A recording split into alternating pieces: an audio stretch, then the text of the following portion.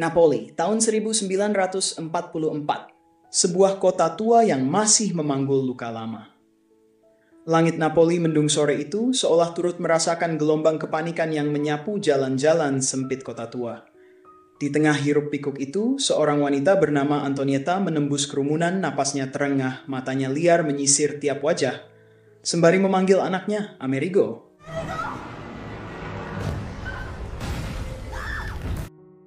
Tanpa ragu, Antonietta berlari memeluknya. Pelukan itu bukan sekadar kehangatan seorang ibu. Itu adalah pelukan kehidupan. Pelukan yang melindungi dari dunia yang terlalu kejam. Dengan langkah gontai namun pasti, mereka menjauh dari kerumunan. Menjauh dari kekacauan yang belum jelas ujungnya. Di Napoli pasca Perang Dunia Kedua, kemiskinan adalah teman lama yang tak kunjung pergi.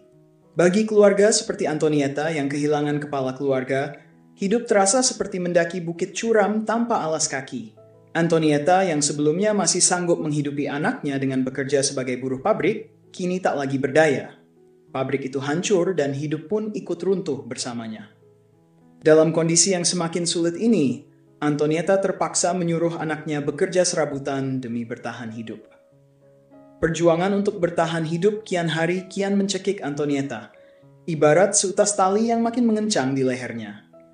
Hidup di sudut kota yang keras dan tak mengenal belas kasih, wanita itu terpaksa menanggalkan harga diri demi sepotong harapan. Di balik rumah sederhana, ada rahasia kelam yang ia sembunyikan dari putra semata wayangnya. Karena selain menjual kopi, Antonietta juga menjual dirinya kepada seorang pria bernama Kappa. Semua itu ia lakukan bukan karena keinginan, tapi karena keterpaksaan. Antonietta memaksa Amerigo pergi untuk mencari barang-barang bekas. "Jangan pulang sebelum keranjang itu penuh," katanya, setengah membentak, setengah memohon. Ia tahu kata-katanya akan melukai, tapi luka itu dianggapnya lebih ringan ketimbang kelaparan yang terus menghantui. Amerigo, bocah 8 tahun dengan mata polos dan semangat yang belum pudar, membawa keranjang lusuh. Bersama sahabat kecilnya, ia menyusuri gang demi gang untuk memburu barang-barang bekas yang bisa dijual demi beberapa lembar lira. Mereka tak peduli pada anak-anak lain yang berlarian di taman, tertawa bahagia di bawah langit yang sama. Masa kanak-kanak bagi Amerigo adalah kemewahan yang tak sempat ia kenal. Ketika tenaga menipis dan harapan nyaris habis, pandangan mereka tertuju pada sepotong roti. Roti sederhana, tapi bagi mereka seperti emas yang bersinar. Meskipun takut, mereka terpaksa mencurinya. Bukan karena nakal, tapi karena perut sudah terlalu lama bernyanyi dalam kelaparan.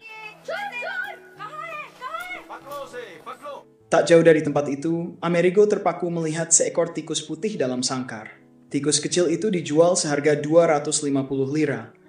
Jumlah yang bagi Amerigo mustahil ia kumpulkan, bahkan bila ia mengais kota ini dari pagi hingga malam. Malam yang sunyi, Antonietta tampak sibuk memilah tumpukan kain bekas milik putranya. Dengan wajah kesal, ia mengomel pelan karena tak satupun kain itu layak dipakai. Sementara itu, Amerigo, putranya yang jenaka, hanya tersenyum geli melihat ibunya mengomel, seolah suara keluh kesah itu adalah nyanyian malam yang sudah biasa ia dengar. Amerigo bukan anak biasa. Kaki-kakinya sudah menjejak hampir seluruh sudut kota, termasuk tempat yang jarang disambangi, sebuah pemakaman tua yang diselimuti misteri dan bisik-bisik masa lalu. Di sanalah, di antara nisan berlumut dan bayang-bayang pepohonan, Amerigo dan teman-temannya dikejutkan oleh seekor tikus hitam yang melintas cepat. Dengan cekatan, mereka menangkap hewan kecil itu. Bukan rasa takut yang muncul di benak Amerigo, melainkan kunci menuju dunia rahasia dan awal menjadi kisah besar. Amerigo bergegas menemui sahabatnya, Maria, yang telah ia titipi pesan untuk membawa sekalang cat putih. Di wajahnya tergurat kesungguhan, seolah ia sudah merancang sesuatu dengan cat itu dan seekor tikus hitam yang ia genggam.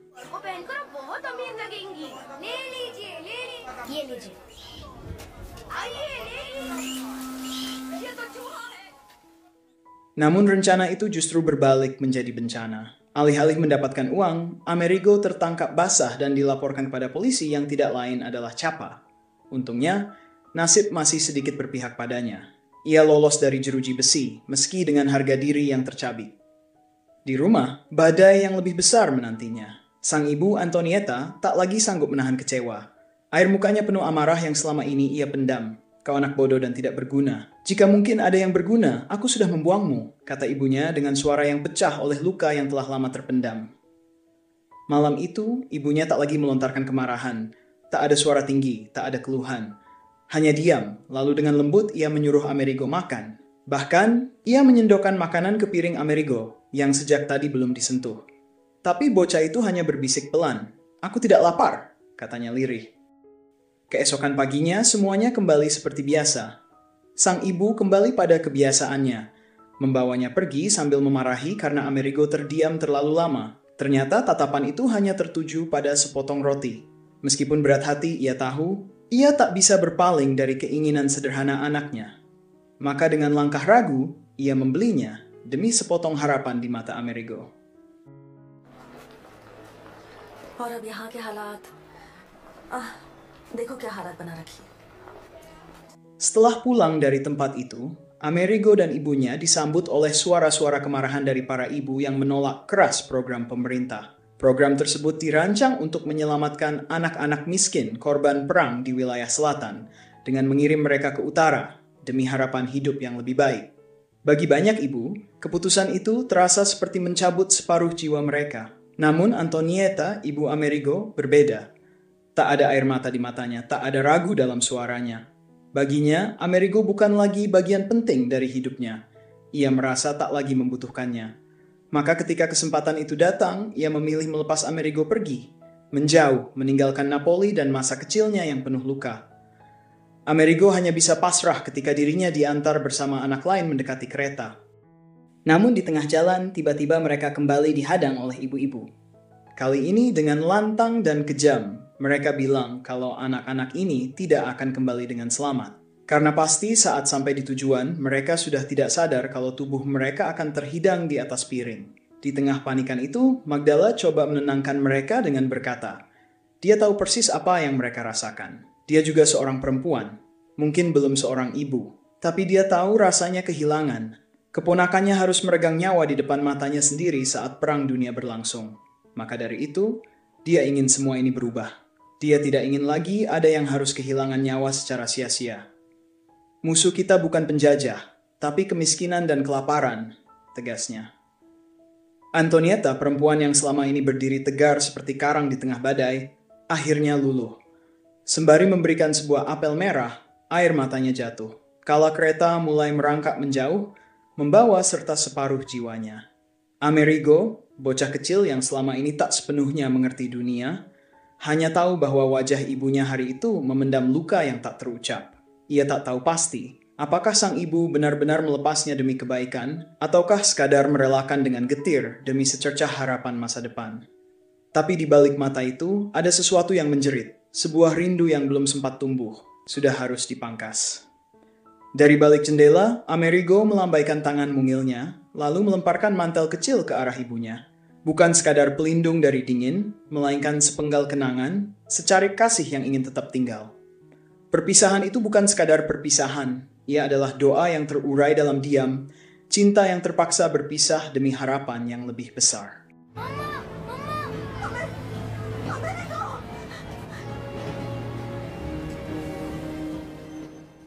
Saat tiba di utara, mata anak-anak langsung dimanjakan oleh pemandangan luar biasa. Hamparan salju putih membentang luas. Begitu kontras dengan reruntuhan bangunan yang biasa mereka lihat di Napoli. Tempat ini terasa asing, dingin, namun indah. Sebelum akhirnya bertemu dengan orang tua baru yang akan merawat mereka, anak-anak itu terlebih dulu dijamu dengan hidangan hangat. Namun tak satu pun dari mereka berani menyentuh makanan itu. Bayangan akan peringatan ibu-ibu di Napoli masih melekat kuat di benak mereka, yang membuat selera makan lenyap. Melihat kegelisahan itu, Magdala, yang memahami kecemasan mereka lebih dari siapapun, mengambil inisiatif. Ia mengambil sepotong tahu lalu memakannya dengan tenang di hadapan anak-anak. Lewat tindakan kecil itu, ia ingin mengatakan, ini aman, kalian bisa percaya. Dan perlahan, rasa takut pun mulai luluh. Kemudian satu persatu anak-anak dijemput oleh keluarga baru mereka selama masa pengungsian. Tawa kecil dan pelukan hangat mengiringi langkah-langkah kecil menuju masa depan yang tak pasti. Namun, di antara keramaian itu, Amerigo masih sendiri. Tatapannya gelisah, menyapu wajah demi wajah, mencari seseorang yang belum juga muncul. Hingga akhirnya muncul seorang wanita bernama Derna. Wajahnya datar, langkahnya pelan dan tampak ragu. Tidak ada pelukan hangat, tak ada senyum penyambut. Meski terlihat enggan, ia menggandeng tangan Amerigo dan membawanya pergi. Amerigo Speranza. शुक्र है कि मेरे पास कंबल रखा हुआ। Dalam perjalanan yang sunyi, Amerigo duduk diam, seolah telah menyerahkan nasibnya pada angin takdir. Ia tak tahu apa yang akan terjadi pada hidupnya ke depan, namun satu hal yang masih membuat hatinya hangat, ada seseorang yang peduli padanya. Di tengah keheningan itu, Derna akhirnya memecah suasana. Suaranya tenang, namun penuh ketegasan. Ia berkata bahwa Amerigo tak seharusnya menaruh harapan terlalu besar padanya. Ia belum menikah, tak memiliki anak, dan alasan ia menolong hanyalah karena rasa iba, bukan karena ikatan, bukan pula karena cinta. Namun, tak ada yang menyangka bahwa di balik dinginnya sikap Derna, tersembunyi benih kasih yang perlahan tumbuh. Di antara tatapan canggung dan diam yang panjang, muncul kehangatan yang tak terduga. Sebuah kisah tentang dua jiwa yang asing, tetapi perlahan belajar mengenal arti keluarga. Pagi harinya, Derna menggandeng Amerigo menjelajahi lingkungan sekitar. Tiba-tiba, mata Amerigo membelalak melihat seekor sapi berdiri megah di hadapannya. Lantaran selama ini, ia pikir dunia hanya milik tikus-tikus kecil. Derna tersenyum dengan tingkah polos bocah tersebut. Setelah itu, Amerigo diperkenalkan kepada Alcide, kakak dari Derna. Pertemuan itu menjadi momen penting, karena Amerigo juga berkesempatan mengenal dua putra Alcide, yaitu Rivo dan Luzio. Namun suasana hangat itu tiba-tiba berubah ketika Luzio melihat Amerigo. Matanya membelalak, lalu meneriaki Amerigo dengan sebutan pencuri. Ternyata, sweater yang dikenakan Amerigo adalah milik Luzio. Alcide segera turun tangan, berusaha menenangkan putranya dan menjelaskan. Tapi bukannya tenang, Luzio justru merasa bahwa Amerigo bukan hanya mencuri sweaternya, tapi juga mencuri perhatian ayahnya. Bahkan ketika Amerigo mencicipi sepotong kue, tiba-tiba saja.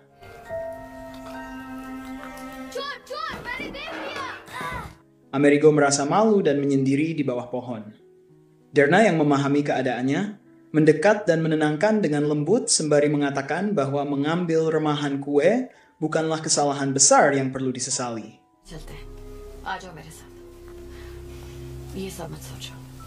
Suatu hari, setelah pekerjaannya selesai, Amerigo sengaja datang ke tempat Alcide yang sedang memperbaiki perabotan kayu. Tanpa diduga, saat Amerigo memegang sebuah biola, Alcide menangkap sesuatu yang berbeda, sebuah kilasan bakat yang tersembunyi. Tatapan mata dan cara Amerigo menyentuh biola membuat Alcide yakin anak itu pasti pernah memainkannya. Namun, Amerigo hanya tersenyum dan berkata ia tak pernah belajar biola. Ia hanya sering mendengar ibunya bernyanyi, dan entah kenapa, saat itu seolah-olah tangannya tahu sendiri bagaimana memainkannya. Alcide hanya tersenyum kecil. Dalam hati ia tahu, Amerigo punya bakat musik yang luar biasa, mungkin bahkan seorang jenius. Dan saat menatap Amerigo, Alcide seakan melihat dirinya sendiri di masa kecil saat pertama kali jatuh cinta pada alunan biola. Sejak saat itu, Amerigo merasakan hangatnya kasih sayang seorang ayah dari sosok Alcide. Amerigo pun semakin sering menghabiskan sore harinya bermain biola bersama Alcide. Momen kebahagiaan itu rupanya menggoreskan rasa cemburu di hati Luzio. Luzio yang merasa tersisih tak bisa menahan amarahnya. Ia membuat kegaduhan di tengah alunan biola, yang membuat ayahnya pun marah. Dengan nada keras, ia menegur Luzio dan menyalahkannya karena tak pernah mau bermain biola seperti Amerigo. Namun, konflik belum selesai. Seorang ibu tiba-tiba muncul dan berkata bahwa Amerigo cocok menjadi tukang kayu, seperti Alcide. Ucapan itu sontak ditanggapi dengan ketegasan dari Amerigo. Ia menatap lurus dan menjawab, "Tidak, aku ingin menjadi pemain biola." Di ulang tahunnya yang ke-9, Amerigo merayakan hari istimewanya bersama keluarga tercinta. Suasana penuh kehangatan itu semakin istimewa ketika Alcide, yang telah mempersiapkan kejutan sejak lama, menghadiahkan sebuah biola indah buatan tangannya sendiri. Di kotaknya terukir nama Amerigo, sebuah sentuhan pribadi yang membuat hadiah itu semakin bermakna. Namun, tak semua hati turut bahagia. Lucio tampak tak senang dengan perhatian yang diterima Amerigo. Untungnya, Alcide sigap mengamankan biola itu dari amukan Lucio. Hadiah istimewa lainnya datang dari Nirna. Sebuah surat tampak sederhana, namun isinya menggugah hati. Surat itu berasal dari ibunya Antonietta yang jauh di sana. हमें भी सुनना है। Dengan suara angin yang lembut menemani, Amerigo membaca setiap kata dengan mata berkaca-kaca dan hati yang penuh haru. Ibunya menulis bahwa ia merindukan Amerigo. Ibu bangga karena Amerigo makan dengan lahap dan tumbuh semakin sehat. Surat itu adalah pelukan hangat dari kejauhan. Usai membaca, Amerigo memandang Derna dengan harap. "Bolehkah aku pulang menemui ibu?" tanyanya pelan. Derna tersenyum, lalu menjawab dengan lembut, "Setelah ladang gandum ini menguning, kamu boleh pulang." Hari itu bukan sekadar ulang tahun, itu adalah hari di mana Amerigo merasakan cinta, rindu, dan harapan yang membalut hatinya dalam kehangatan yang tak terlupakan. Pelan tapi pasti, satu persatu cita-cita Amerigo mulai terwujud. Kini, ia akhirnya bisa duduk di bangku sekolah impiannya. Meski ini adalah kali pertamanya bersekolah, tanda-tanda kejeniusannya langsung mencuri perhatian. Saat gurunya memberikan soal perkalian, Amerigo menjawabnya dengan lancar. Sang guru sempat menyangka Amerigo sudah menghafal tabel perkalian di rumah. Namun dengan polosnya, Amerigo menjawab bahwa ia hanya terbiasa menghitung jumlah sepatu yang ia lihat di jalan-jalan kota. Jawaban jujurnya membuat teman-temannya tertawa geli. Tapi Amerigo tak tinggal diam. Ia ingin membuktikan bahwa dirinya bukan sekadar penghibur. Saat guru memberikan soal bahasa Latin, Amerigo menjawabnya dengan sempurna. Ketika ditanya dari mana ia bisa berbahasa Latin, ia menjawab santai, "Saya sering membaca menu daging yang dijual di pasar Napoli." Sayangnya, keistimewaan Amerigo membuat beberapa anak nakal menjadi iri. Mereka mencoba mencegat dan mengganggunya. Tapi sebelum terjadi apa-apa, Lucio dengan berkata tegas, "Pergi kalian semua. Jangan ganggu dia lagi karena kamu akan berhadapan denganku." Thanks. Sepulang sekolah, Amerigo tak seperti anak-anak lain yang memilih bermain untuk melepas penat. Ia justru tenggelam dalam buku-bukunya, tekun mempelajari pelajaran yang belum ia kuasai. Perlengkapan sekolah baru yang diberikan oleh Derna bukan sekadar alat tulis, tetapi bagi Amerigo sebagai simbol harapan dan semangat baru dalam hidup Amerigo. Dalam hati kecilnya, ia ingin mengungkapkan rasa terima kasih. Ia mencoba memeluk Derna, namun wanita itu menolak secara halus. Bukan karena ia tidak ingin, melainkan karena belum pernah ada yang mencintainya dengan tulus dan sederhana seperti Amerigo. Namun, segalanya berubah ketika Amerigo keluar dari kamar mandi dengan tubuh menggigil. Saat itu, Derna benar-benar mengerti. Pelukan kecil dari seorang anak ternyata bisa memberi kehangatan yang tak tergantikan.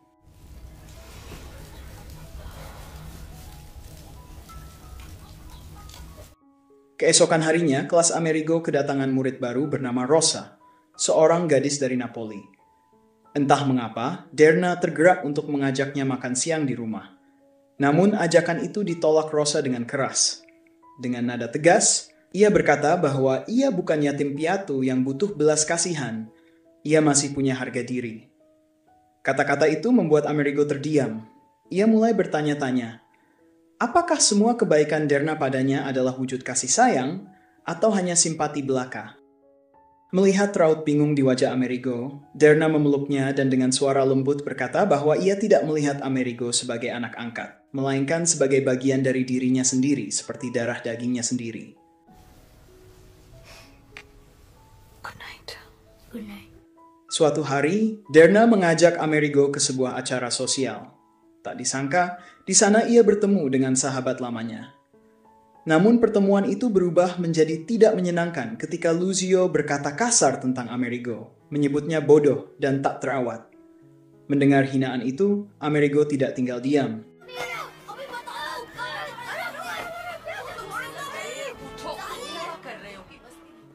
Ketika Amerigo pulang, ia tak menyangka menyaksikan pemandangan yang mengoyak hatinya.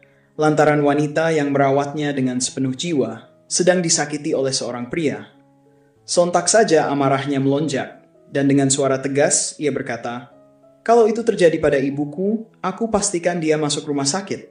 Kata-kata itu bukan hanya ancaman, tapi pernyataan kasih yang tulus.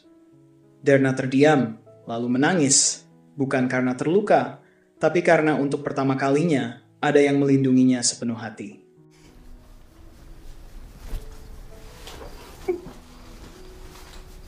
Malam itu menjadi saksi perubahan. Hubungan mereka tak lagi sekadar pengasuh dan anak titipan. Mereka menjadi dua jiwa yang saling mengisi kekosongan, seperti ibu dan anak yang dipertemukan oleh luka, lalu disatukan oleh cinta.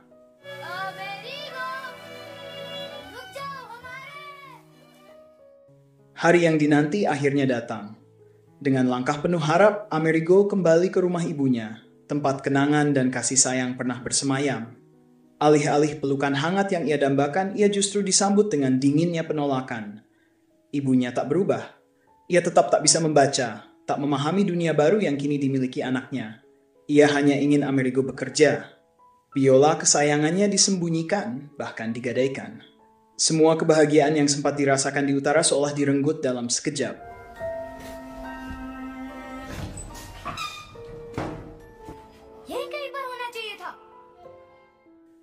Puncaknya, Amerigo menemukan bahwa selama ini ibunya menyembunyikan surat-surat dari keluarga angkatnya. Luka dan amarah yang terpendam meledak. Tanpa pikir panjang, ia memilih kabur. Ia ingin kembali ke satu-satunya tempat yang terasa seperti rumah, yaitu Derna. Dari kejauhan, Derna sudah mengenali dengan pasti sosok kecil yang melangkah pelan ke arahnya. Detak jantungnya berpacu, dadanya dipenuhi haru. Tanpa ragu dan tanpa menunggu lebih lama, ia berlari, menembus angin, menepis rindu, dan langsung merengkuh Amerigo dalam pelukan hangat yang telah lama ia rindukan. Pelukan itu seolah menghapus jarak dan waktu yang memisahkan mereka. या तो मैं वापस बैठ सकती है. 4 dekade telah berlalu sejak langkah pertama Amerigo di dunia musik. Kini ia adalah maestro biola kelas dunia. Nama yang dielu-elukan di setiap panggung megah, sosok yang dieluk-elukan di setiap penjuru bumi. Kekayaan sudah bukan lagi persoalan. Popularitas ia memilikinya dalam genggaman. Malam itu adalah konser terbesarnya. Namun tepat sebelum ia beranjak ke panggung, sebuah telepon berdering. Tidak ada yang menyangka, termasuk dirinya, kabar duka datang menghantam. Ibunya, wanita yang melahirkannya ke dunia, telah berpulang. Jantung Amerigo serasa dicengkeram waktu. Dunia yang semula berdiri indah di sekelilingnya seketika runtuh dalam diam.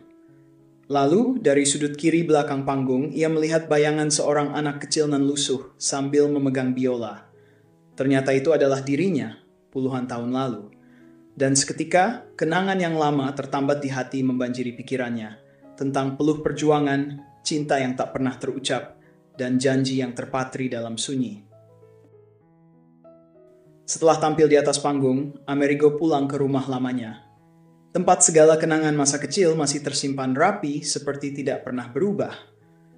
Namun satu hal membuat dadanya sesak. Sebuah kotak biola tua yang tersembunyi di bawah ranjang. Biola itu bukan sekadar alat musik. Ia adalah saksi bisu perjuangan Amerigo. Dulu biola itu menemaninya bermimpi, mengajaknya bertahan saat dunia terasa tak berpihak. Namun karena biola itu pula, ia dan ibunya harus berpisah. Amerigo pun terdiam saat menemukan surat tebusan dari Pegadaian.